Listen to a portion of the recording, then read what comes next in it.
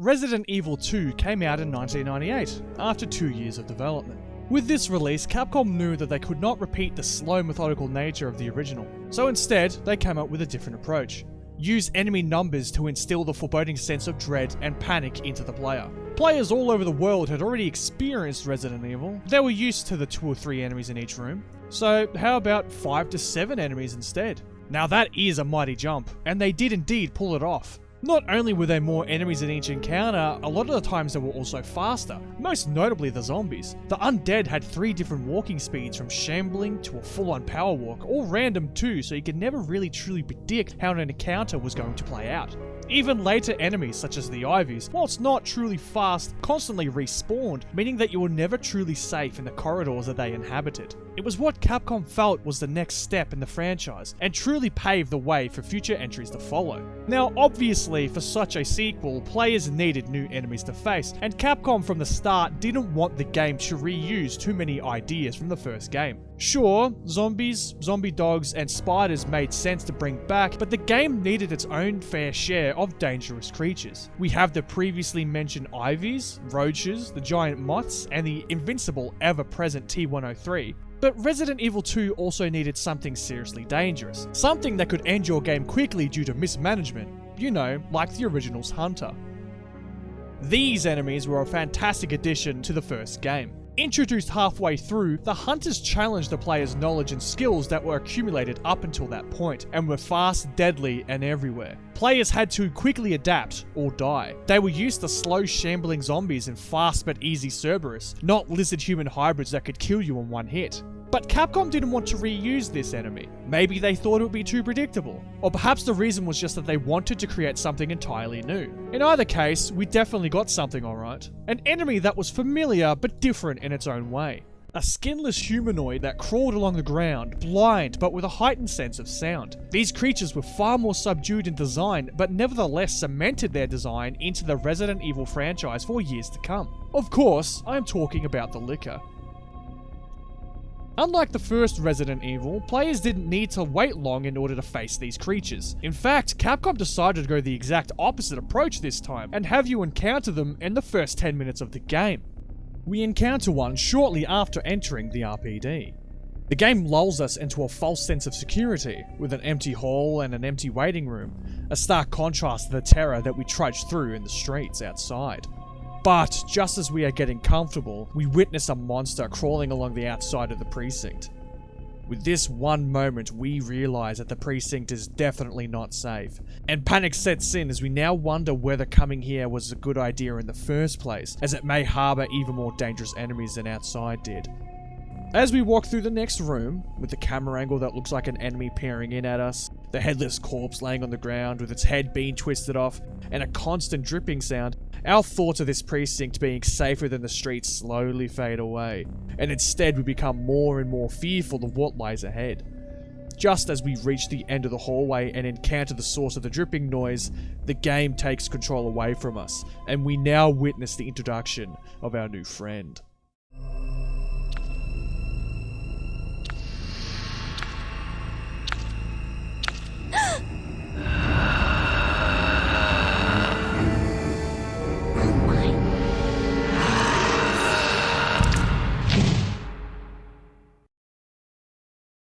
We gain control of our character and are tasked with either killing this thing or running away. At first, player's response would be to shoot the thing. However, without acquiring Kendo's weapon prior, this will prove to be a costly mistake, as these things really don't mind 9mm rounds all that much. It'll prove to be difficult, and may even kill a first-time player. However, with enough health and ammo, this thing will die, or, if we aren't confident, we can just dodge the monster and continue on our merry way.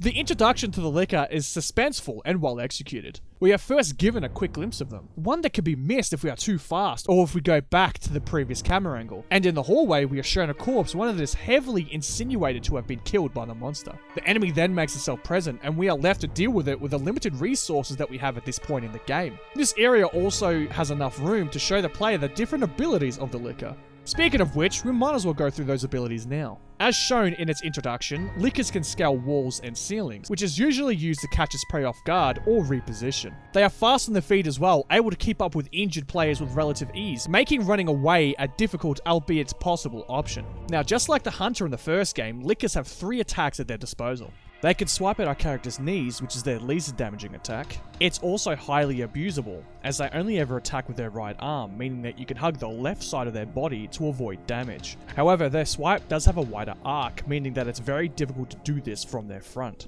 They can also use their tongues like a whip, which has longer range than their swipe and does more damage. It is easily telegraphed, but has more range than a swipe and can actually go through cover like walls and desks. Finally, they have their own finishing move, the leaping swipe, that when it hits, does about 100 points worth of damage and can kill weakened players. Yes, you did hear that correctly. Unlike their Hunter predecessors, this attack is not a one-hit kill. However, that doesn't reduce the fact that it is still an incredibly dangerous attack, and one that you would want to avoid at all costs. As a saving grace, this attack is the easiest of theirs to dodge and or prevent, as it is heavily telegraphed with a loud shriek. We can run past them before they leap to dodge it, or if they have leaped and we are reasonably close, we can stay on the opposite side of their attacking arm and run towards them, which may result in a miss. We can also shoot them out of the air with a weapon, however, we must already have our weapon drawn to do this, or we simply will not have the time and will be hit.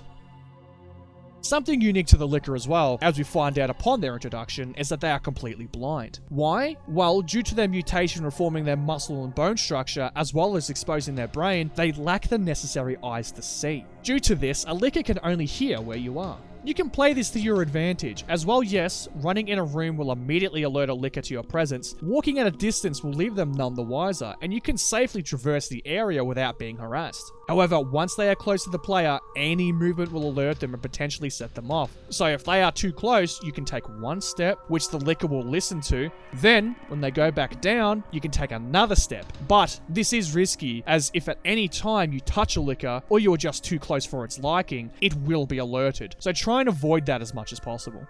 Dodging them this way will also prove to be difficult in some rooms, as later on there are 2 or even 3 Lickers in certain areas, necessitating a full-on assault from the player with powerful weapons. Speaking of later on, the Lickers in the lab have undergone further mutation due to the experimentation by the Umbrella researchers, and now sport a greenish-grey colour with massive curved claws, far larger than the originals. These enemies have exactly the same attacks and do the exact same damage to the player, however the difference though is that they have an increased health pool, usually enough to survive 1 extra shot of any powerful weapon. They also always appear in packs of 2 or 3, so taking them out with a weapon that can stun them is a top priority.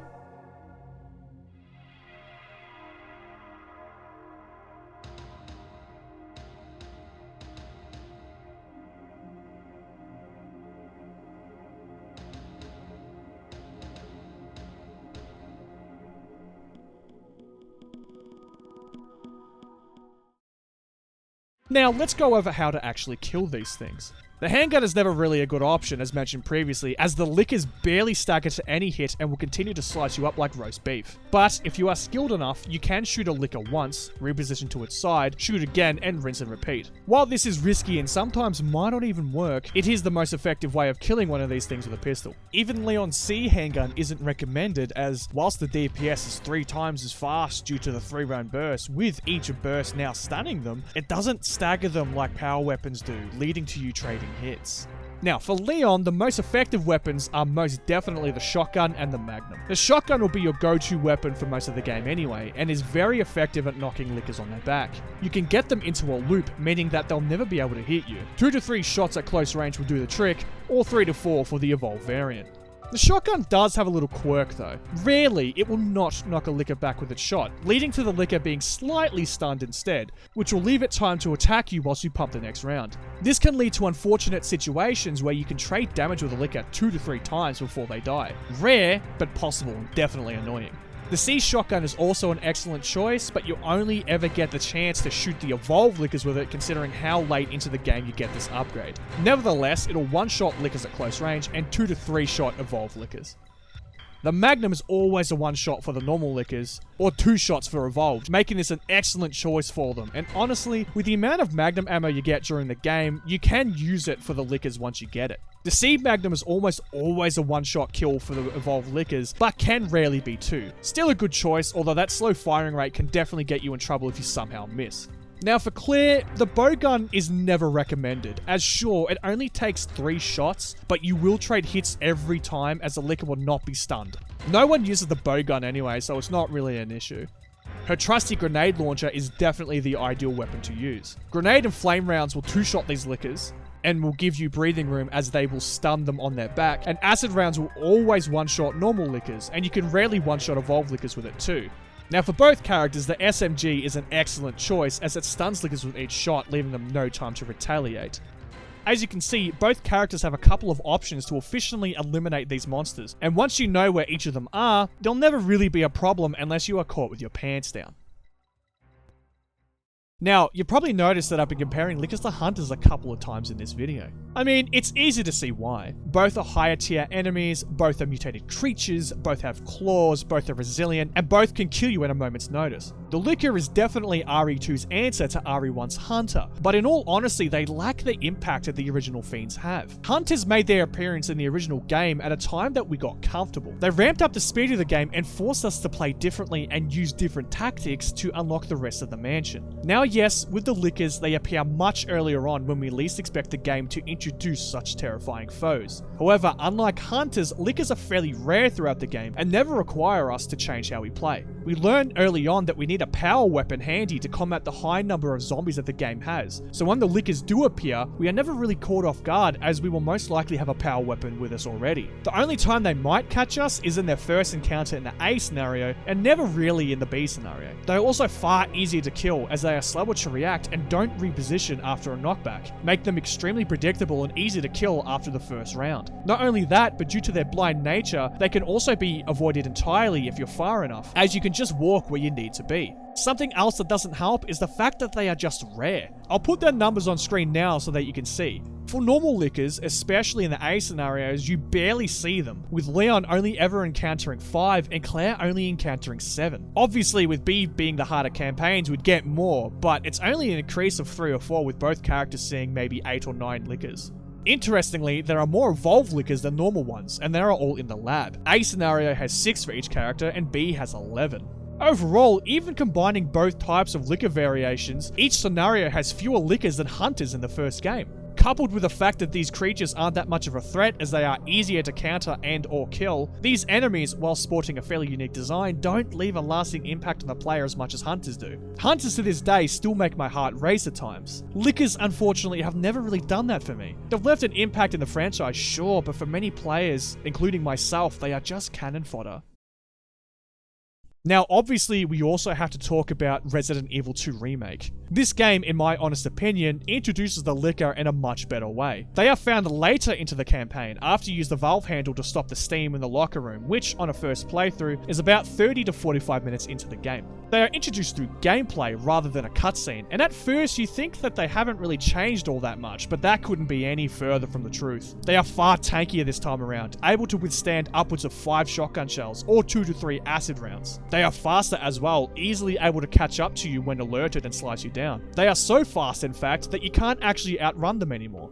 They have many more attacks, such as a grapple that requires a defense item to avoid damage, and their normal slices do far more damage than ever. So, with their increased speed, resilience, and damage, how on earth are we able to deal with these things? Well, there are some new ways now. First of all, Capcom made the Lickers a little more hard of hearing than the original. As long as you walk, no matter how close you are to them, these things won't know you're there. Don't touch them though, because they really don't like that. Another solution is through the new defensive items. A frag grenade won't outright kill them, but it is a surefire way of at least halving their health. The flash grenade is a godsend, as when this thing goes off, the Lickers' senses go ballistic and they writhe around in pain, swiping the air and allowing you to run past to get some much needed breathing room. Lastly, they just can't go through doors. Why? Well, apart from technicalities, I kinda guess that they're just too polite and must be invited in first. Also, they don't climb stairs, probably due to similar reasons. My only real gripes with these enemies are their speed, which makes them almost impossible to dodge without a flash grenade once alerted, and also the fact that they are few and far between in the game.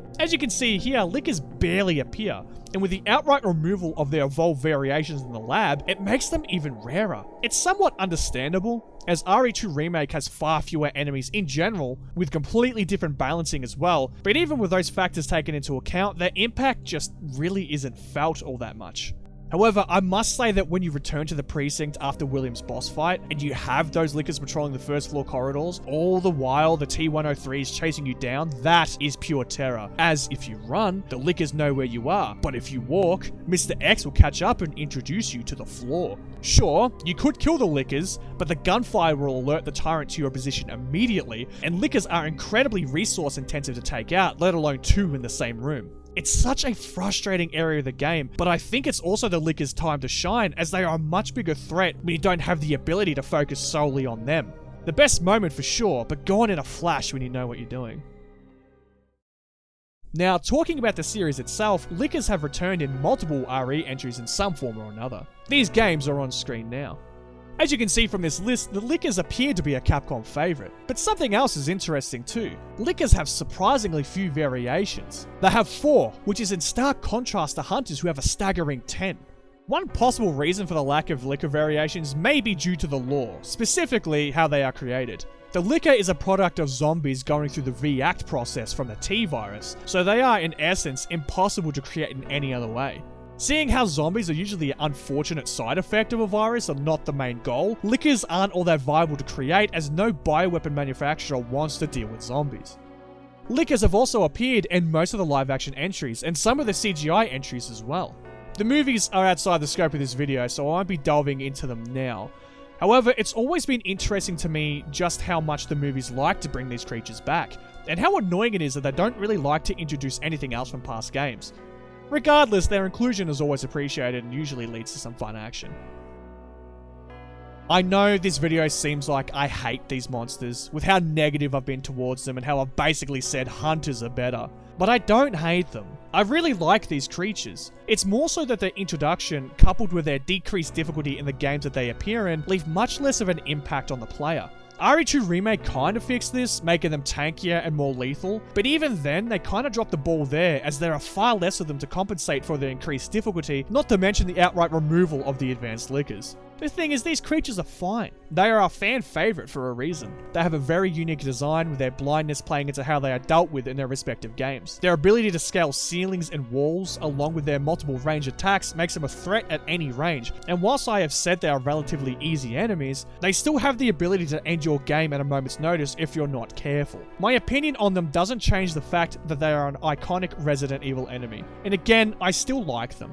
RE2 would be a lesser game with their exclusion. I just believe that they were handled differently to Hunters, and as a result, don't have as much of an impact on the player's experience in RE2 than Hunters did in RE1. They're cool enemies. They just lack that oomph. So, yeah, it's been a while. It's been nearly 4 months now. I'm sorry about that. Life kind of got in the way. I really want videos to be more frequent, but I will be smart and not make any promises, as I don't really want to disappoint anyone. Fingers crossed, at least. But now, the good news. During the creation of this video, I hit 1,000 subs, which honestly is mind-boggling to me, I'm not gonna lie. In fact, I'm still very surprised that anyone watches anything I do. Makes me feel so good, and honestly, thank you all for your time. It might seem like nothing, but knowing that people actually take the time to watch even a minute of my videos and leave feedback and have discussions in the comments, it definitely makes it worthwhile to continue doing. Next, my next script is in the works, so hopefully I can get that completed soon. Definitely before a month, I hope. So thank you so much for watching, and I'll see you next time.